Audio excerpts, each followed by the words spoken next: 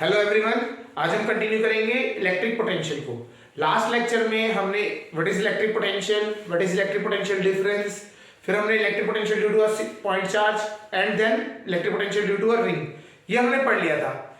आज हम कंटिन्यू करेंगे electric potential due to a linear charge distribution along its axis. तो चलिए लिखते हैं electric potential due to a linear charge distribution। अगर हम बात करें लीनियर चार्ज डिस्ट्रीब्यूशन है, डिस्ट्रीब्यूशन कैसे क्वेश्चन है, हमने बोला कि एक लीनियर चार्ज, एक चार्ज है वो एक स्ट्रेट लीनियर रॉड मान लीजिए या कुछ बार मान लीजिए, उस पे लीनियरली डिस्ट्रीब्यूटेड है, इसकी लेंथ है L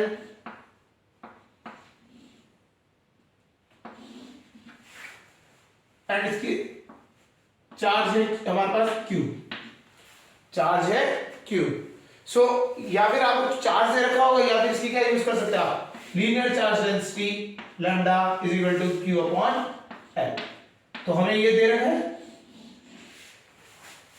हमें ये चीज दे रखी है, हमें क्या करना है, एक यहां से एक पॉइंट है हमारा r डिस्टेंस के, हमारा यहां से r डिस्टेंस पे एक पॉइंट है, वहां पे तक इस पॉइंट P पे हमें फाइंड करना है इलेक्ट्रिक पोटेंशियल। चलिए स्टार्ट करते हैं कैसे। तो लीनियर चार्ज डिस्ट्रीब्यूशन में क्या करेंगे हमें पहले जैसे हम करते थे, एक छोटा सा एक एलिमेंट माना, बहुत छोटा सा एलिमेंट जिसकी लेंथ क्या है, अगर हम यहां से डिस्टेंस बात करें तो उसकी डिस्टेंस है x एंड जो उसकी लेंथ है वो कितनी है dx, dx लेंथ का है, distance from the point is x और एक छोटा सा एलिमेंट है dx। ठीक है, एक छोटे से एलिमेंट dx में चार्ज हमारा कितना होगा, हम बोलते हैं छोटे से एलिमेंट L लेंथ में Q है, फॉर स्मॉल dx में चार्ज हमारा dq होगा, लेट्स सपोज dq चार्ज हमारा होगा। ठीक है, तो इसकी वजह से हम क्या करेंगे, इलेक्ट्रिक पोटेंशियल निकालेंगे पहले हम पॉइंट P पे, फिर जैसे हमारे को electric potential due to this point एक छोटा सा एलिमेंट से मिल गया, वो हम कर निकालने के बाद उसको इंटीग्रेट कर देंगे पूरे लेंथ पे, ये कंसेप्ट हमारा रहेगा। तो हम क्या करते हैं, इस ये छोटे से एलिमेंट की वजह से हम क्या बोलते हैं, पोटेंशियल हुआ हमारा dV, पॉइंट चार्ज इधर एक्ट करेगा तो ये क्या है पोटेंशियल, इसका हम dV मान रहे हैं। dV is equal two point charge की वजह से क्या होता है electric potential 1 upon 4 pi epsilon not, 1 upon 4 pi epsilon nought Q, इसके ऊपर चार्ज कितना है dQ चार्ज है, इनटू डिस्टेंस यहां से वहां तक, अगर हम बात करें डिस्टेंस कितना है इस पॉइंट से वहां तक का x प्लस r हो गया। तो हमें क्या करना है, ये इसका क्या करना है, इंटीग्रेशन करना पड़ेगा। ठीक है, चलिए इंटीग्रेशन से पहले समझते हैं, यहां पे देखिए जो आपका जो चार्ज है इसकी वैल्यू dx, तो ये तो फिक्स है, लेकिन जैसे जैसे आप x की वैल्यू चेंज करते रहेंगे चार्ज की वैल्यू भी चेंज होती चली जाएगी, क्योंकि ये सारा चार्ज कॉन्स्टेंट एक जगह पे कंसंट्रेटेड नहीं है, ये क्या डिस्ट्रीब्यूटेड है। तो हमारा जो है dq वेरीज विद x, जैसे जो आपका चार्ज है वो क्या कर रहा है x के साथ वेरी कर रहा है। अगर हम बात करें x की लेंथ यहाँ मतलब इतनी है, इतनी छोटी है, तो इसकी लेंथ कुछ वैल्यू अलग होगी, ये थोड़ा बड़ा हो गया x की वैल्यू तो और चेंज होगी, q की वैल्यू और बढ़ जाएगी। जैसे जैसे हम x की वैल्यू बढ़ाते चले जाएंगे जो dq है वो भी वेरी करेगा। तो हमें क्या करना है, रिलेशन निकालना पड़ेगा dq का x के साथ, और dq का हम रिलेशन निकाल भी सकते हैं। कैसे, हमें लैम्डा दे रखा है linear charge density, lambda is equal to q upon l दे रखा है, तो हमें लैम्डा होता है क्या है dq, charge per unit length कितनी लेंथ में है dx, तो dq की वैल्यू हमारी निकल के आ गई in the terms of dx, that is dq is equal to lambda dx। तो हमने क्या किया, हमने इस dq को dx की फॉर्म में कन्वर्ट हो गया, क्योंकि जो आपका चार्ज है वो क्या कर रहा है, वो वेरी कर रहा है x के साथ, छोटा सा x डिस्टेंस, आपका चार्ज की वैल्यू कुछ और, x की वैल्यू बढ़ा दी आपने तो ये क्या होगा, चार्ज बढ़ जाएगा। तो x की लेंथ के साथ साथ जब हमारा dq वेरी कर रहा था तो हमने उसमें रिलेशन निकाल दिया। सब्स्टिट्यूट करेंगे dq की वैल्यू को, तो यहाँ पे हमारा dv आ गया, dv is equal to 1/4 pi epsilon nought, dq की वैल्यू क्या है, लैम्डा dx upon x plus r। हो गया, ये तो हो गया। अब हमें क्या करना है, इंटीग्रेटिंग बोथ साइड। जैसे हम इंटीग्रेट करेंगे बोथ साइड, लिमिट्स देखते हैं। जब x की वैल्यू 0 थी, x की वैल्यू 0 थी तब तक कोई चार्ज था इसके पास, इस यहां से, क्योंकि x की वैल्यू यहां से मेजर हो रही है तो यहां पे कोई चार्ज नहीं था। हमें x की वैल्यू कहां से स्टार्ट करनी है, 0 से लेके l तक। तो x की वैल्यू कहां से आएगी, 0 से लेके l तक। dv की वैल्यू कितनी रहेगी, 0 से लेके v तक। ठीक है जी, करते हैं इंटीग्रेशन। यहां से क्या होगा, dv का इंटीग्रेशन v, लिमिट रखेंगे तो खाली v आ जाएगा। ठीक है, कांस्टेंट सारे बाहर निकाल लेते हैं। 1/4 पाई एप्सिलॉन नॉट कांस्टेंट है, लैम्डा इज कांस्टेंट। ठीक है, आपका and 1 plus r dx, 1 plus r dx। इसका इंटीग्रेशन हमें पता है ln x plus r, ln x plus r। Limits कहां थी, 0 से लेके l तक, लिमिट्स 0 से लेके l तक। ठीक है जी, रख देते हैं लिमिट्स की value, lambda upon 4 pi epsilon not. जैसे रखेंगे वैल्यूज तो ये क्या बनेगा, एक बार लिमिट l रखी तो ये हो गया l प्लस r माइनस, एक बार 0, जब 0 रखेंगे तो क्या हो जाएगा, लिमिट r, यहां तक आ जाएगा। जब माइनस में होते हैं तो क्या आ जाते हैं, अपॉन में आ जाते हैं, lambda upon 4 pi epsilon not ln r plus l upon r। तो हमारा इस तरीके से क्या आ गया, हमारी जो लीनियर चार्ज डिस्ट्रीब्यूशन की वजह से जो आपकी पोटेंशियल है वो उसकी वैल्यू आ गई आपकी। तो v comes out to be at point p is equal to lambda upon 4 pi epsilon naught ln r plus l upon r। अगर हमें लैम्डा दे रखा है तो लैम्डा रखेंगे, नहीं तो q अपॉन l लिख देंगे। लैम्डा की जगह पे क्या लिख सकते हैं हम, q अपॉन l। तो इस तरीके से हमें क्या है, कभी भी कोई लीनियर चार्ज डिस्ट्रीब्यूशन दे रखा है, इसकी वजह से अगर आपको किसी भी पॉइंट p पे इलेक्ट्रिक पोटेंशियल निकालना है तो आप इस तरीके से करेंगे। आप एक छोटा एलिमेंट लेंगे, उसकी वजह से इलेक्ट्रिक पोटेंशियल निकालेंगे, उसको आप dv कह देंगे। आफ्टर दैट उसको हम इंटीग्रेट कर देंगे पूरी पूरी लेंथ तक, 0 से लेके l तक। समझ आ गया होगा। चलिए, इसके बाद अब हम स्टार्ट करते हैं next topic, electric potential due to dipole. अभी हमने लाइन चार्ज कर लिया, अब हम डाइपोल के बारे में बात करेंगे। चलिए समझते हैं ये सब कुछ। इलेक्ट्रिक फील्ड में जो हमने जितने भी पढ़े थे वहां पे याद आ रहा होगा आपको, इलेक्ट्रिक फील्ड में हमने पहले पॉइंट चार्ज का पढ़ा था, फिर रिंग का पढ़ा था, एंड देन बाद में स्फीयर्स भी आएंगे। तो इन सब का हमें इसमें भी इलेक्ट्रिक फील्ड पढ़ी थी वही इलेक्ट्रिक पोटेंशियल ही पढ़ेंगे। ठीक है, तो हम अभी डाइपोल पे आते हैं। चलिए, electric field due to electric potential due to a dipole, due to a dipole. पहला क्या करेंगे, दो केसेस होते हैं इसमें। पहला along the axis, एक्सिस के along वाले की बात करेंगे, फिर along the perpendicular बाइसेक्टर की बात करेंगे। ठीक है जी, डाइपोल डाइपोल हमने बताया था, dipole is the collection of two equal and opposite charge. Equal है एंड अपोजिट चार्ज। इक्वल क्या है, मैग्नीट्यूड वाइज इक्वल है, अपोजिट क्या है, नेचर वाइज अपोजिट है, एक पॉजिटिव है और एक नेगेटिव है। समझ आ गया होगा। तो प्लेस, ये तो डाइपोल हो गई, two opposite charge placed at a separation. हमने सेपरेशन भी बता रखा है कितना, 2l लेना है। ठीक है, 2l सेपरेशन है। अब हमने क्या किया, एक पॉइंट ले लिया P पॉइंट, जो कि सेंट्रल डिस्टेंस से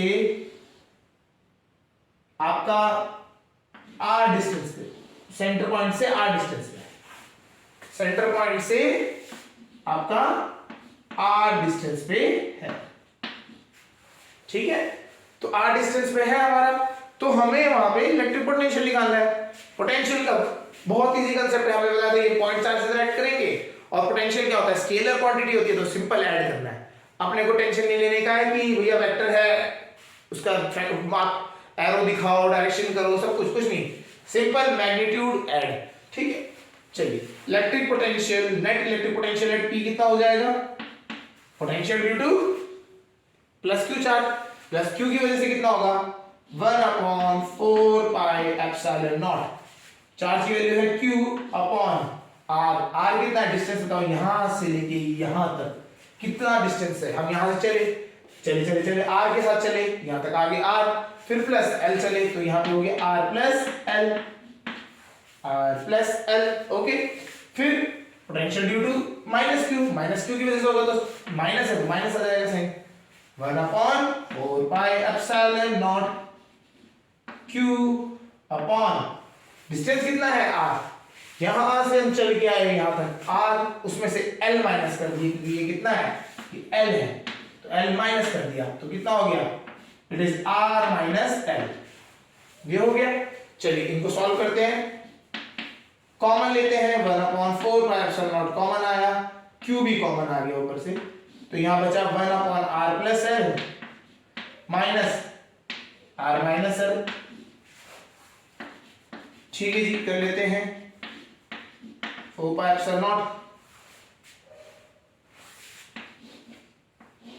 एलसीएम आएगा इसका R plus L into R minus L, ऊपर cross multiply R minus L minus R minus L, ठीक है जी, माइनस L, R से R कैंसिल, तो ये बचा आपका पर माइनस का 2 है, ठीक है जी, इसको कर लेते हैं। तो ये Vp आ गया हमारा, जो हमारा पोटेंशियल एट P पॉइंट आया है, ऊपर बचा माइनस का 2QL upon 4 pi epsilon naught आ गया, और यहां देखते हैं R plus L into R minus L, A plus B into A minus B की आइडेंटिटी लग जाएगी, क्या होता है A square minus B square, तो यहां क्या हो जाएगा R square minus L square, R square minus L square, clear है, ये समझ आ गया। ये 2QL क्या हुआ करता था, 2QL क्या हुआ करता था, 2QL used to be electric magnitude हो जाएगा, ये किसका, डाइपोल मोमेंट का मैग्नीट्यूड होगा ये, है ना, क्योंकि ये क्या है, वेक्टर क्वांटिटी तो है नहीं कि हम इसको डायरेक्शन दिखा दें, तो ये क्या है, स्केलर क्वांटिटी है, क्लियर है, इसलिए इसका मैग्नीट्यूड की बात करेंगे यहाँ पे। और नीचे क्या है 4 pi epsilon not R square minus L square, ये हमारा हो गया।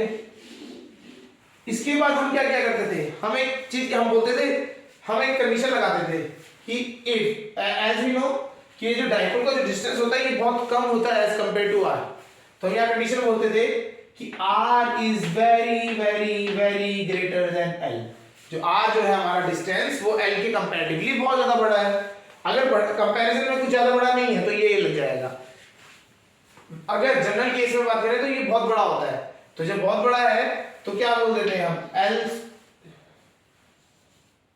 R अपॉन ये L अपॉन R, तो ये क्या हो जाएगा, ये भी बहुत कम हो जाएगा, और इसका स्क्वायर कर देंगे तो ये क्या हो जाएगा ट्रेंडिंग टू 0। तो एक कंडीशन हमारे को समझ आती है कि अगर R is very very greater than L, so L square upon R square क्या हो जाएगा ट्रेंडिंग टू बहुत 0 हो जाएगा, नेग्लिजिबल हो जाएगा, उसे हम लेंगे नहीं, ठीक है जी। चलिए यहाँ पे देख लेते हैं, इसमें से क्या करते हैं कॉमन ले लेते हैं, क्या ले लेते हैं कॉमन, R स्क्वायर कॉमन ले लिया, तो it is magnitude of P upon 4 pi epsilon not, R square common कर लिया, अंदर बचा क्या ब्रैकेट में 1 minus L square upon R square, 1 minus L square upon R square, L square upon R square की वैल्यू कितनी हो गई 0, ये तो हमने बताया ये 1 माइनस 0, तो इसका यहां से आपको निकल के आया पोटेंशियल एट P व्हेन आपका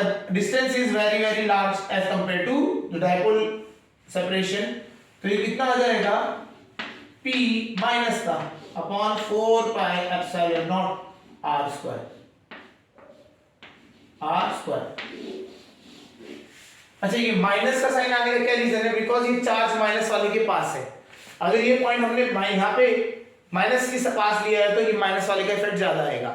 अगर यही P पॉइंट यहाँ होता, दूसरी साइड होता, पॉजिटिव के पास होता, तो ये माइनस की जगह पे क्या आ जाता, वैल्यू पॉजिटिव आ जाती। तो हमें यहाँ समझना है कि अगर आपकी जो वैल्यूज है ये प्लस और माइनस, ये तो डिपेंड करता है कि कौन सा चार्ज पास में है। आपका प्लस वाला चार्ज पास में होगा तो प्लस होगा, माइनस वाला चार्ज पास में होगा तो माइनस होगा। ठीक है, मैग्नीट्यूड वाइज आपको पता होना चाहिए जो पोटेंशियल होता है due to a dipole is equal to P upon 4 pi epsilon not r square. ठीक है जी, ये समझ आ गया होगा। अगर हम बात करें इलेक्ट्रिक फील्ड के कंपैरिजन में, तो इलेक्ट्रिक फील्ड के कंपैरिजन में इसकी वैल्यू क्या अलग हुआ करती थी। ठीक है, that was 2 times of P upon 4 pi epsilon not r cube हुआ करता था। वहां पे वो अलग डिफरेंस था। यहाँ पे ये है आपका electric potential due to a dipole along its axis. तो ये समझ आ गया, ये इंपॉर्टेंट रिजल्ट है, इसको हमें याद रखना है। क्लियर? चलिए नेक्स्ट केस लेते हैं, when it is along perpendicular axis, perpendicular bisector. ठीक है, परपेंडिकुलर बाइसेक्टर कर लेते हैं। अलोंग द एक्सिस में तो हमारा ही आया है ना। अब हम बात करेंगे perpendicular bisector. Perpendicular bisector, perpendicular bisector, perpendicular bisector वाला केस है, तो मैं इसने खाली सिंपल परपेंडिकुलर बाइसेक्टर दिया, अलोंग परपेंडिकुलर बाइसेक्टर। ठीक है जी, यहाँ पे एक चार्ज हमारा इधर चार्ज हमारा प्लस क्यू, 2l डिस्टेंस पे हमारा कितना चार्ज हो जाता है, माइनस क्यू। ठीक है, परपेंडिकुलर बाइसेक्टर है तो ये सेंटर लाइन होगी, यहां से ये डिस्टेंस l, यहां से ये डिस्टेंस l। ठीक, पॉइंट हमने P पॉइंट यहां ले लिया। क्लियर है? और इसकी डिस्टेंस यहां से डिस्टेंस है r। ऐसे में क्या होगा पोटेंशियल डिफरेंस, तो पोटेंशियल कितना होगा देखते हैं। पोटेंशियल एट P तो कैसे होगा, पहले वाले चार्ज प्लस वाले की चार्ज जैसे होगा, प्लस वाले की चार्ज से कितना होगा 1 upon 4 pi epsilon nought q upon r। क्या होगा, r will be this, Pythagoras theorem लगाएंगे, l square plus r square, ये हो गया under root l square plus r square. ठीक है, ये तो किसकी वजह से हुआ, प्लस वाले की वजह से हुआ। माइनस वाले की वजह से कितना होगा, minus 1 upon 4 pi epsilon nought q upon, इसका भी डिस्टेंस अगर आप देखोगे तो सेम ही आएगा, दोनों का डिस्टेंस सेम ही है, सिमेट्रिकल फिगर रहेंगी, ट्रायंगल्स बनेंगे। और ये भी कितना होगा l square plus r square under root में, तो यहाँ पे भी क्या होगा under root l square plus r square. और ये दोनों सेम वैल्यू होने की वजह से कितना आ गया, potential at P is equal to 0। Potential at P is equal to कितना हो जाएगा, 0। क्लियर है? तो हमारा P पे पोटेंशियल हो जाएगा 0 इसकी वजह से। क्लियर है? ये समझ आ गया होगा। यहां पे एक चीज समझ के रखनी है, समझना पड़ेगा आपको कि अगर परपेंडिकुलर बाइसेक्टर में कहीं पे भी चले जाए, यहाँ पे इधर नीचे, तो इस पूरे की पूरी लाइन में कहीं पे भी आपका पोटेंशियल की वैल्यू निकालोगे आप तो 0 आएगी, हमेशा 0 आएगी। कहीं पे भी निकालो आप 0 आएगी। अगर मैं इसको अगर मैं बाहर भी ले लेता हूं 3D, तो ये क्या होता है, हम ये कहते हैं कि अगर कोई डाइपोल है प्लस और माइनस, और इसके जो बीच में मिड पॉइंट है, यहां पे कोई भी प्लेन क्रिएट होता है, अगर हम एक प्लेन क्रिएट कर दें, इस प्लेन में आप कोई भी पॉइंट आप ले लो, इस वाली एक्सिस के अलावा कुछ भी होगा, या और इस वाले मतलब प्लेन जो है, ये एक चार्ज है प्लस क्यू, यहां माइनस क्यू, इन दोनों के बीच में यहां जो प्लेन बनेगा ये वाला, इस प्लेन में आप जहां पे, क्योंकि इस प्लेन में क्या होगा, इधर से डिस्टेंस लेंगे प्लस से और माइनस से, दोनों से क्या रहेगा, सेम रहेगा। तो डिस्टेंस हमेशा सेम रहेगा, चार्ज एक की वैल्यू प्लस है और एक की वैल्यू माइनस है, तो ये हमेशा अमाउंट सेम हो जाएगा दोनों का, तो कैंसिल आउट होंगे। तो इस प्लेन में, पूरे के पूरे प्लेन में पोटेंशियल कितना हो जाएगा, 0। Potential will be equal to 0। तो potential due to a dipole along the perpendicular bisector is always 0। Clear हो गया ये पॉइंट? ठीक, अब हम थर्ड केस करते हैं, potential due to a dipole at any point, general cases हम बोलते हैं, एट एनी पॉइंट पे बात करते हैं। इलेक्ट्रिक फील्ड में भी किया था हमने, तो उसी तरीके से यहां पे भी हम क्या करेंगे, जनरल केस ले लेते हैं। जनरल केस कहीं पे भी आप रखवा देंगे, तो हम बोलते कैसे करेंगे, देखें सॉल्व। हमने क्या बोला, डाइपोल है, एक पोल, एक यहां एक यहां, दोनों के ये प्लस क्यू और ये माइनस क्यू, सेपरेशन हमारी 12 रहती है, वो है एक यहां पे किसी एक पॉइंट पे सेंटर से वो कितना दूरी पे है, r दूरी पे है, एट एन एंगल थीटा है, तो हमें इस पॉइंट पे निकालना है क्या, हमें निकालना है पोटेंशियल, तो पोटेंशियल निकालेंगे। क्लियर है? इसको करने के लिए हम क्या करते हैं, हम बोलते हैं कि जो डाइपोल है ये हमारा डाइपोल है, ठीक है, डाइपोल मूवमेंट होगा इस डायरेक्शन, तो इसे क्या करते हैं, कंपोनेंट में ब्रेक कर लेते हैं। किसमें करते हैं, कंपोनेंट में ब्रेक करेंगे। हम क्या कर देंगे, ये जो है आपका डाइपोल जो होता है, प्लस से माइनस ले रखा है हमने डायरेक्शन, तो हम इसे क्या करेंगे, कंपोनेंट में ब्रेक करेंगे, तो इधर को इसकी इस डायरेक्शन में क्या वैल्यू है, इस डायरेक्शन में वैल्यू है p, इस डायरेक्शन में वैल्यू है हमारी p, ठीक है। तो हम क्या करते हैं, इसको दो कंपोनेंट में ब्रेक करते हैं, एक तो along this axis, along this line जो आपके ज्वाइन कर रहा है पॉइंट को, और एक परपेंडिकुलर टू दैट लाइन। एक क्या करेंगे, इस जो हमारे पास जो डाइपोल मूवमेंट है वो वेक्टर क्वांटिटी है, इसको दो कंपोनेंट में ब्रेक करते हैं, एक तो along the line joining the point p की तरफ, और एक उसके परपेंडिकुलर की तरफ करते हैं। अलोंग द लाइन करेंगे तो इधर को कौन सा कंपोनेंट आएगा, p का, आपका डाइपोल मूवमेंट का p cos थीटा, और परपेंडिकुलर में कौन सा आएगा, p sin थीटा।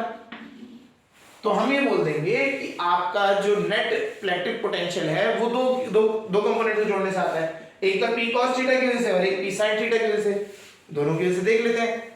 चलिए, और अभी यहां पे एक चीज समझ आती है, इसमें तो क्या होगा, इस केस में तो p cos थीटा वाले में क्या है, अलोंग द एक्सिस हो गया, और p sin थीटा वाले में क्या हो जाएगा, ऑन द परपेंडिकुलर, बाइसेक्टर हो जाएगा, क्योंकि ये परपेंडिकुलर, ये ऐसे होगा, ये डायपोल को क्या कर दिया हमने, ऐसे घुमा दिया, ठीक है। जब ऐसे घुमाया तब ये परपेंडिकुलर बन गया, जब इसको ऐसे घुमाया तो अलोंग द एक्सिस बन गया। क्लियर है? तो देखते हैं, तो दोनों केस होंगे, पोटेंशियल, नेट पोटेंशियल कितना हो जाएगा, एट p पॉइंट की बात कर लेते हैं, तो potential due to perpendicular and और पैरेलल वाला क्या लेते हैं, या फिर अलोंग एक्सिस ले लेते हैं, पैरेलल ले लेते हैं, ठीक है ना।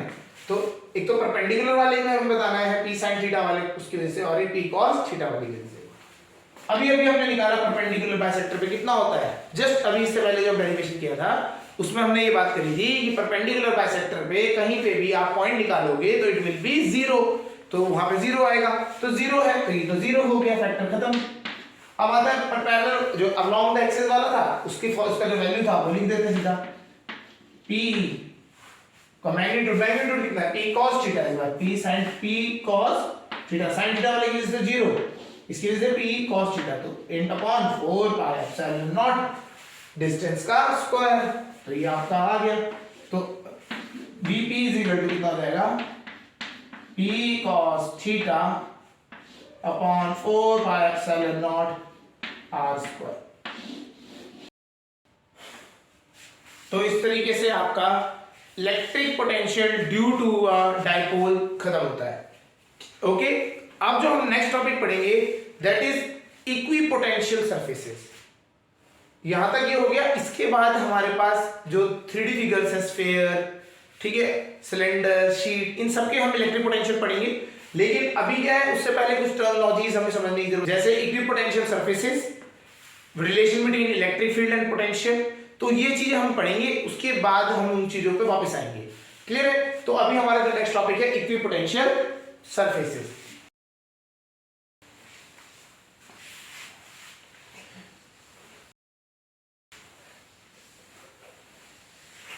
चलिए स्टार्ट करते हैं, इक्विपोटेंशियल सरफेसेस। इक्विपोटेंशियल सरफेसेस,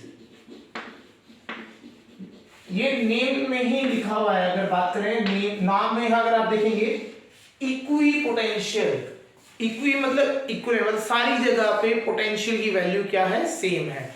ऐसे सरफेसेस जिसमें हर जगह पे जो पोटेंशियल की वैल्यू है सेम रहेगी उसे क्या कहा जाता है, इक्विपोटेंशियल फेसेस। द सरफेसेस, हम बात कर रहे हैं the surfaces in 3D,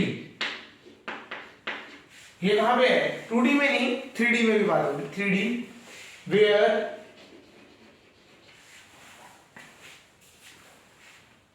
the potential is unique, same, the potential is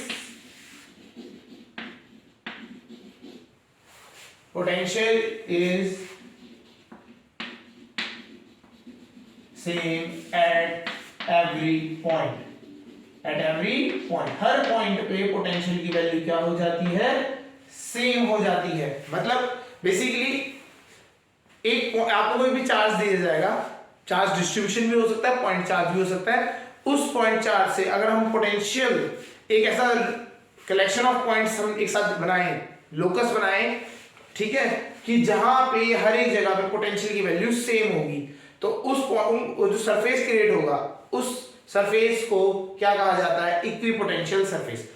समझ आ गया होगा। जैसे एग्जांपल बताते हैं, हमने एक पॉइंट चार्ज रख दिया इधर प्लस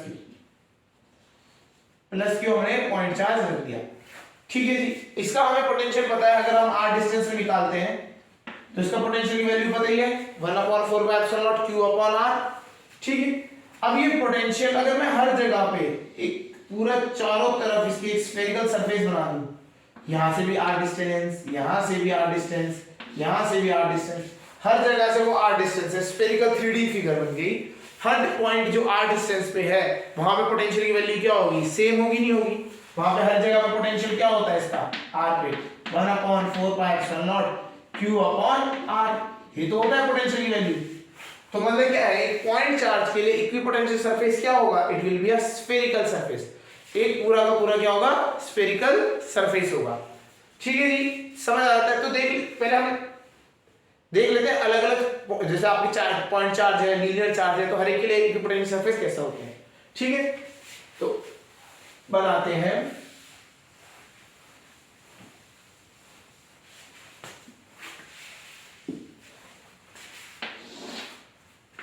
ठीक है। तो यहां पे आया चार्ज डिस्ट्रीब्यूशन, हम क्या लिखेंगे, चार्ज किस तरह डिस्ट्रीब्यूटेड है, डिस्ट्रीब्यूशन। और हमारे यहाँ पे क्या है, इक्विपोटेंशियल सरफेस किस तरह से दिखाई देगा वो समझ लेते हैं। इक्विपोटेंशियल सरफेस कैसा होगा वो समझते हैं, लॉजिकल थिंकिंग है उससे हो जाएगा यार। एक पॉइंट चार्ज, पहला क्या है case, point charge. Point charge का भी हमने बताया कि पॉइंट चार्ज अगर होगा तो इक्विपोटेंशियल सरफेस कैसा होगा, it will be spherical, spherical होगा। और वो पॉइंट चार्ज कहां रखा होगा, सेंटर में रखा होगा, कहां रखा होगा, सेंटर पे रखा होगा। तो equipotential surface of a point charge is sphere, is a sphere. अच्छा, ये स्फीयर कुछ भी हो सकता है, मतलब इसके एक स्फीयर, रेडियस कुछ भी हो सकता है स्फीयर का। आप बात करें, पहला r है, 2r है, 3r है, या फिर 1.5r है, कोई भी r की, मतलब कोई भी वैल्यू हो जाए r की, उस r के लिए एक स्फेरिकल सरफेस हमेशा क्या होगा, इक्विपोटेंशियल सरफेस होगा पॉइंट चार्ज के लिए। क्लियर हो गया। सेकंड के लिए, सेकंड अगर हम बात करते हैं, लाइन चार्ज, एक लाइन चार्ज है, क्लियर। अब बना लेते हैं, एक लाइन चार्ज है, इसमें ऐसे चार्ज डिस्ट्रीब्यूटेड है। तो ऐसे केस के लिए इक्विपोटेंशियल सरफेस कैसा होगा, लाइन चार्ज है, इससे इसका इक्विपोटेंशियल सरफेस होता है एक सिलेंडर, एक क्या बनेगा, सिलेंडर, बिकॉज, और वो यहां से भी इसका r डिस्टेंस, यहां से भी r डिस्टेंस, किसी भी पॉइंट पे अगर आप देखेंगे इस इक्विपोटेंशियल सरफेस पे तो ये r डिस्टेंस है। एक long, infinite long linear charge distributed है, तो इसके लिए क्या बनेगा, एक सिलेंड्रिकल शेप बनेगी उसके चारों तरफ, ठीक है। विद द सेंटर, वो एक्सिस होना चाहिए उसके, ठीक है। तो हमारा क्या हो गया, it will be a cylindrical, cylinder shape हो जाएगी आपकी, लाइन चार्ज डिस्ट्रीब्यूटेड के लिए क्या होगा, सिलेंड्रिकल होगा। ठीक है। थर्ड केस, अगर हम बात करें सिलेंडर के लिए ही बात कर रहे हैं, सिलेंडर है विद चार्ज, तो क्या होगा उसके लिए, ये सिलेंडर है, इसमें चार्ज डिस्ट्रीब्यूटेड है, इसमें सरफेस पे चार्ज डिस्ट्रीब्यूटेड है, तो ऐसे केस के लिए इसके लिए भी क्या होगा, इससे बड़ा सिलेंडर बना देंगे, तो इक्विपोटेंशियल सरफेस क्या बन जाएगा, एक बड़ा सा सिलेंडर। आप बात करेंगे तो इक्विपोटेंशियल सरफेस क्या हो जाएगा, बड़ा सा सिलेंडर, तो इसका भी क्या हो जाएगा, सिलेंडर ही आएगा। ये थोड़ा थोड़ा गॉसियन सरफेस से अगर देखेंगे आप तो उससे मैच करता मिलेगा। तो गॉसियन सरफेसेस ऐसे ही होते थे, पॉइंट चार्ज का स्फीयर, लीनियर चार्ज का सिलेंडर, तो उसी तरीके से आपके ये आते हैं। क्लियर हो गया। थर्ड केस के बाद फोर्थ, अब हम बात करते हैं एक स्फीयर का ही ले लेते हैं। एक स्फेरिकल चार्ज डिस्ट्रीब्यूटेड है, उसका क्या होगा, यहां पे एक स्फीयर है जिसमें चार्ज है, तो इसका गॉसियन सरफेस क्या होगा, एक बड़ा सा स्फीयर। इसका गॉसियन सरफेस क्या हो जाएगा, इसका गॉसियन सरफेस है एक स्फीयर। तो स्फेरिकल अगर कोई बॉडी है, चार्ज उसमें है, तो उसका इक्विपोटेंशियल सरफेस अगर हम बात करें तो वो एक स्फीयर ही होगा। समझ आ रहा होगा। तो एक स्फीयर का इक्विपोटेंशियल सरफेस क्या होता है, स्फीयर होता है। क्लियर है। अगले लिख लेते हैं, ये हटानी पड़ेंगे। समझ आ रहे होंगे इक्विपोटेंशियल सरफेसेस किस तरीके से होते हैं। Next, fifth, for sheet of charge. Sheet कह लीजिए, प्लेट है ना, ठीक है, शीट हो गया या फिर एक प्लेन, मतलब आपका क्या है, एक सरफेस है, वो कैसी भी शेप हो सकती है, सिलेंड्रिकल हो जाए, क्या जिस तरीके से जाए, ठीक है। तो इसका जो इक्विपोटेंशियल सरफेस होता है, it is same as a plane, जैसा वो प्लेन है उसी तरीके का ये भी क्या हो जाएगा, इक्विपोटेंशियल सरफेस बन जाएगा। ठीक है। थिन होगा तो दोनों साइड बनेगा, और अगर थिक होगा तो एक ही साइड बनता है, जैसे हमने उसको बनाया था। मतलब अगर ये आपका थिन है तो ये क्या होता है, चार्ज दोनों साइड आते हैं, तो इक्विपोटेंशियल सरफेस क्या होंगे, इसके दोनों साइड बन जाएंगे, इधर को भी बनेगा उधर को भी बनेगा। अगर ये थिक है तो एक ही साइड को आपके चार्ज की वजह से इलेक्ट्रिक फील्ड जाएगी, तो इलेक्ट्रिक फील्ड एक साइड को जाएगी तो एक ही साइड का पोटेंशियल मैच करेगा, तो ये भी इधर क्या होगा, आपको एक सरफेस मिलेगा। क्लियर हो गया। तो शीट हो गया या प्लेन हो गया, तो उनका इक्विपोटेंशियल सरफेस कैसा होता है, वही सरफेस होता है, बिल्कुल सेम टू सेम। मतलब क्या होता है, इससे लाइन जो है इस तरीके से जा रही है, तो आपकी जो इस साइड को जितने भी ऐसी फ्लैट सरफेस प्लेन्स बनते जाएंगे वो सारे क्या है, इक्विपोटेंशियल सरफेसेस हैं। क्लियर हो रहा है। तो हमने समझ लिया कि इक्विपोटेंशियल शेप कैसी शेप्स होती हैं इक्विपोटेंशियल सरफेसेस की, यहां से समझ आ गया। अब इसके प्रॉपर्टीज बात करते हैं, what are the properties of equipotential surfaces. अब हम प्रॉपर्टी पढ़ेंगे। मेन स्कूल्स में या बोर्ड्स में अगर हम बात करें तो इसकी प्रॉपर्टीज पूछी जाती हैं कि क्या होती है, what are the properties of equipotential surfaces. Properties of equipotential surfaces.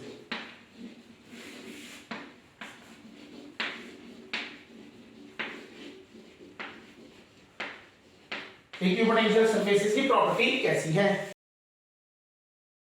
तो पहली प्रॉपर्टी समझते हैं। पहला चीज, potential difference, potential difference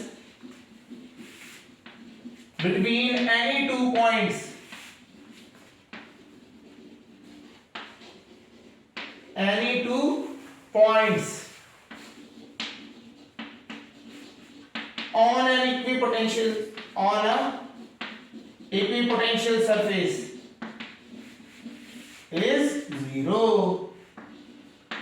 Surface is zero. बहुत इंपॉर्टेंट, कैसे देखिए, अगर मैंने पॉइंट चार्ज रखा, इसका इक्विपोटेंशियल सरफेस क्या होता है, इट इज अ स्फीयर। यहां से r डिस्टेंस, ठीक है।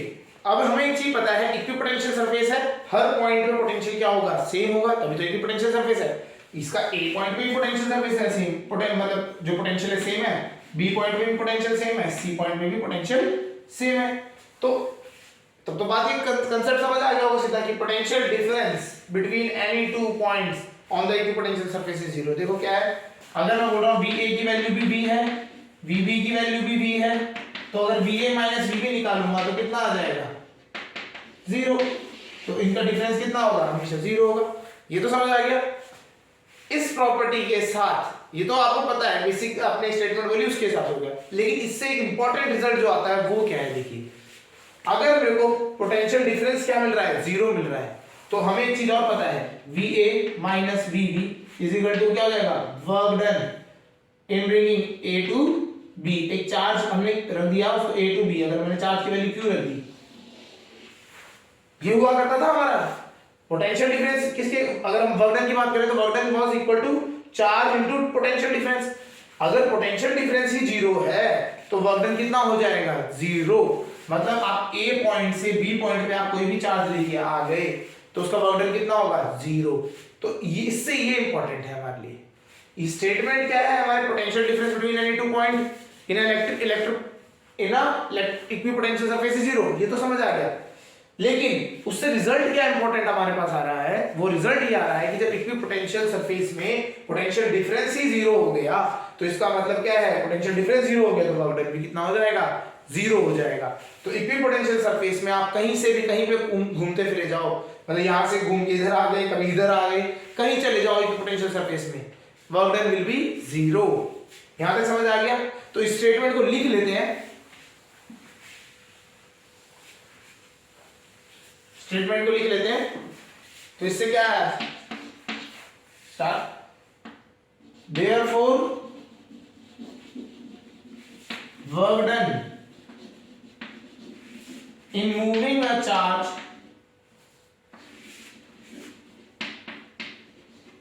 from one point to another, from one point to another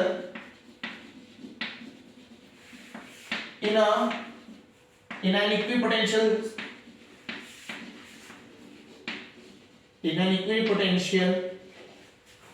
surface is zero. तो हमारे को ये चीज समझ आ गई कि अगर हम बात कर रहे हैं इक्विपोटेंशियल सरफेस में जो पोटेंशियल डिफरेंस है वो जीरो होता है तो वर्क डन भी कितना हो जाएगा, जीरो हो जाएगा। इक्विपोटेंशियल सरफेस में आप कहीं पे भी आप इधर से उधर जा सकते हैं और उस टाइम पे आपको वर्क डन कितना मिलेगा, जीरो। समझ आ गया वो पॉइंट, पहला पॉइंट क्लियर है। सेकंड प्रॉपर्टी पे आते हैं।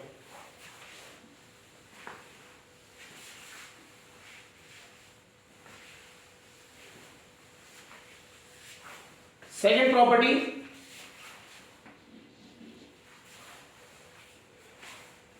यहां पे ये क्या है, इलेक्ट्रिक फील्ड के साथ रिलेटेड है। याद रखना ये प्रॉपर्टी में electric field lines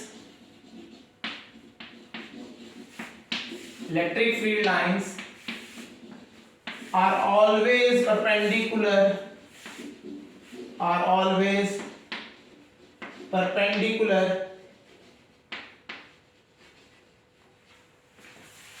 to equipotential. जो आपकी जो इलेक्ट्रिक फील्ड लाइंस होंगी वो हमेशा परपेंडिकुलर होंगी टू इक्विपोटेंशियल सरफेस। तो इलेक्ट्रिक फील्ड लाइंस की जो डायरेक्शन होती है वो क्या होगी, हमेशा परपेंडिकुलर होगी इक्विपोटेंशियल सरफेस।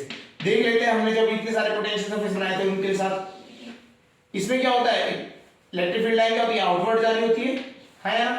अगर हम स्फेरिकल बनाए तो ये हमेशा क्या होगा, टेंजेंट मिलेगा यहाँ पे, तो ये कितना हो गया 90 डिग्री। अगर आप देखें तो यहाँ कितना हो गया है 90 डिग्री। ये तो उसके लिए हो गया आपका स्फेयर पॉइंट चार्ज के लिए। अगर हम बात करते हैं लीनियर चार्ज के लिए, हम बात करी थी लीनियर चार्ज के लिए क्या हुआ, सिलेंडर लिया था हमने, इलेक्ट्रिक फील्ड लाइंस कैसे जा रही है बाहर को, किसी भी पॉइंट पे आप देख लो 90 90 90, हाँ यार 90 डिग्री होगा। इसी तरीके से शीट ऑफ चार्ज के लिए देख लेते हैं।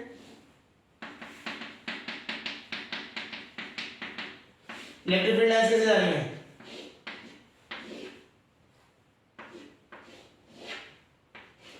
इस तरीके से, तो इससे कैसे पास होंगी, it will be always perpendicular, perpendicular होंगी नहीं होंगी।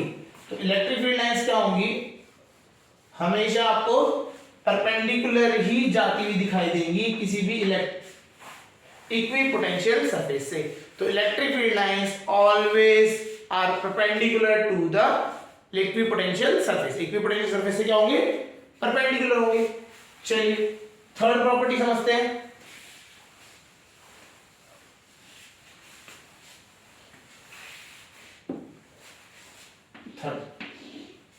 Equipotential surfaces, equipotential surfaces never,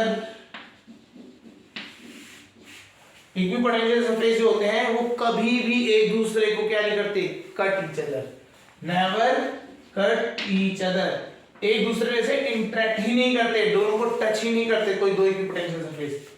ठीक है,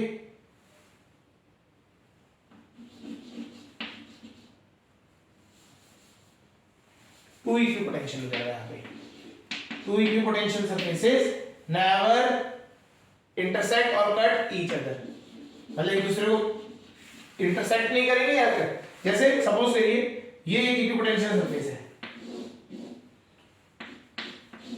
ये इक्विपोटेंशियल सरफेस है, कोई दूसरा इक्विपोटेंशियल सरफेस ऐसा हो तो एक दूसरे को कैंसिल ऐसे कट रहे हो, कट कैंसिल, इस पॉइंट पे क्या होगा जब ऐसा जो सेक्शन है जहां पे इंटरसेक्ट करेंगे उस पॉइंट, वो पॉसिबल क्यों नहीं है, कभी भी पहली बात आती है कि पॉसिबल ही क्यों नहीं है, बिकॉज जहां पे ये इंटरसेक्ट करेंगे तो वहां पे इंटरसेक्ट होने का मतलब क्या है, वहां पे जो इलेक्ट्रिक फील्ड की डायरेक्शन है it is having two directions. ठीक है ना, रखी होगी, मतलब आपकी जो जब भी दो इक्विपोटेंशियल सरफेस एक दूसरे से कोइंसाइड करेंगे या कोलाइड हो करेंगे, इंटरसेक्ट करेंगे, तो उसमें क्या होगा, इलेक्ट्रिक फील्ड की डायरेक्शन दो हो जाएंगी। ठीक है, तो इसका हम लिख लेते हैं रीजन, तो इसका रीजन लिख लेते हैं क्यों नहीं होता, because if equipotential surfaces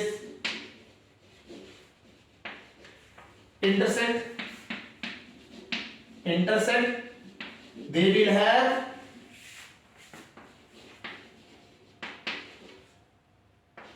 two directions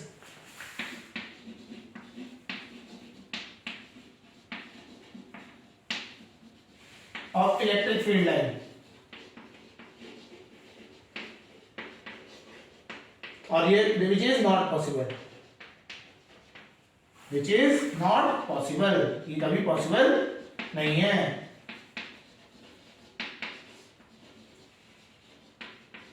हमने ये स्टार्टिंग में बताया था इलेक्ट्रिक फील्ड लाइंस कभी भी कट नहीं कर सकती, इलेक्ट्रिक फील्ड लाइन भी एक दूसरे को नहीं कट कर सकती, बिकॉज जैसे वो कट करेंगी वहां पे फोर्स दो डायरेक्शन हो जाएंगी। इसी तरीके से जहां पे ये इलेक्ट्रिक पोटेंशियल सरफेसेस कट करेंगे वहां पे क्या होगा, इलेक्ट्रिक फील्ड की दो डायरेक्शन हो जाएंगी। तो इलेक्ट्रिक फील्ड की दो डायरेक्शन हो ही नहीं सकती, क्योंकि एक मतलब अगर आप बात करें वही रीजन आ जाएगा, फोर्स वाला रीजन, फोर्स की दो डायरेक्शन नहीं हो सकती एक ही। क्लियर हो गया, सेम रीजन है यहाँ पे। तो इलेक्ट्रिक पोटेंशियल सरफेसेस नेवर क्या होते हैं, नेवर इंटरसेक्ट, तो ये हमेशा क्या होते हैं, एक दूसरे से पैरेलल रहते हैं हमेशा। ओके, तो ये कभी भी इंटरसेक्ट नहीं करेंगे। क्लियर है, इसका एग्जांपल में अगर हम बात करें, एग्जांपल समझा देते हैं। जैसे पॉइंट चार्ज के लिए बात करें तो पॉइंट चार्ज के लिए पहला इक्विपोटेंशियल सरफेस हो गया ये वाला स्फीयर, ठीक है, तो उसका दूसरा इक्विपोटेंशियल सरफेस कैसा बनेगा, ये वाला, ये क्या होगा, हमेशा स्फीयर ही होगा। ये r, ये अगर पीछे वाला अगर हमने यार r ले लिया तो दूसरा ये क्या है, कुछ r/2 हो रहा होगा, r/3 रहा होगा। नेक्स्ट जो भी होगा वो सारे क्या होंगे, एक दूसरे से कभी इंटरसेक्ट नहीं करेंगे, ये क्या है, कॉन्सेंट्रिक स्फीयर्स बन जाएंगे। ठीक है, लेकिन अगला अगर शीट के लिए देख लेते हैं, शीट के लिए भी चेक कर लेते हैं। शीट में है तो शीट के लिए क्या होंगे, इक्विपोटेंशियल सरफेसेस, तो ये दूसरे के क्या हो जाएंगे, ये पैरेलल सरफेसेस बनते रह जाएंगे, 1 2, ये सारे क्या है, इक्विपोटेंशियल सरफेसेस है। तो इक्विपोटेंशियल सरफेसेस क्या होंगे, एक दूसरे के पैरेलल होंगे, कभी भी इंटरसेक्ट नहीं करेंगे। क्लियर हो गया, चलिए next property,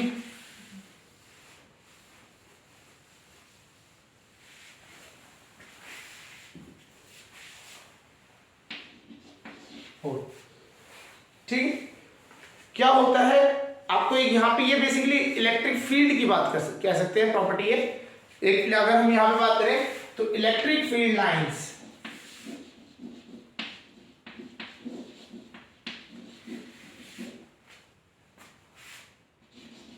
moves from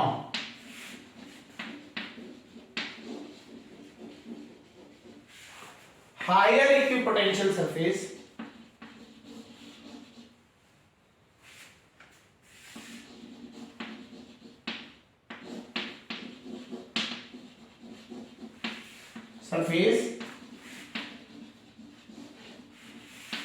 to lower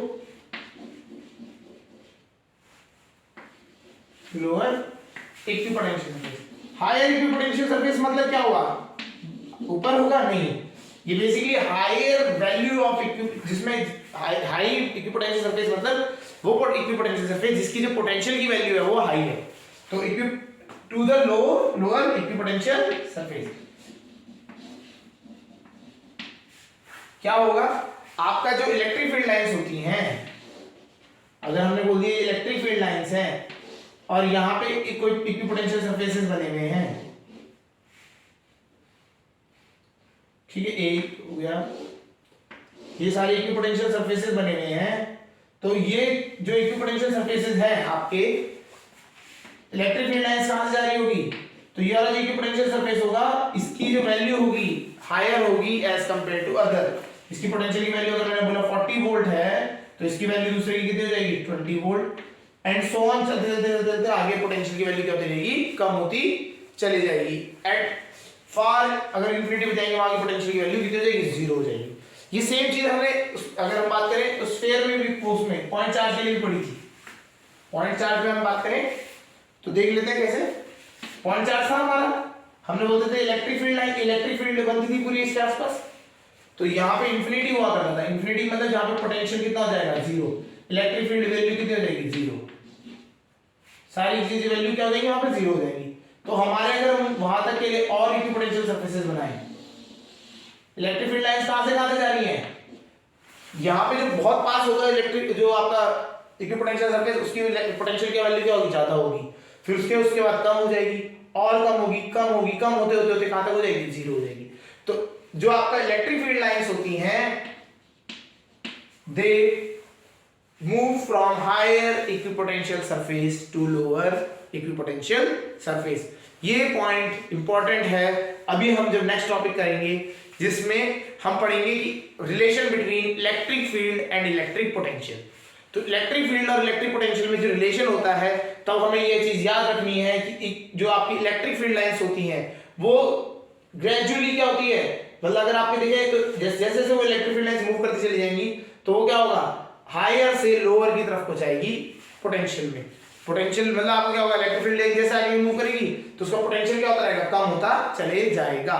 clear हो गया, ये चीज हमें समझनी है। तो next topic will be relation between electric field and electric potential. उसके बाद हम ये जो सॉलिड स्फीयर आपका शीट इन सब के जो बचे हुए थे उनको हम करेंगे, जिसमें हम जो आपके इलेक्ट्रिक फील्ड जिसमें इलेक्ट्रिक पोटेंशियल निकालना है उन सबको हम क्लियर करेंगे। ओके।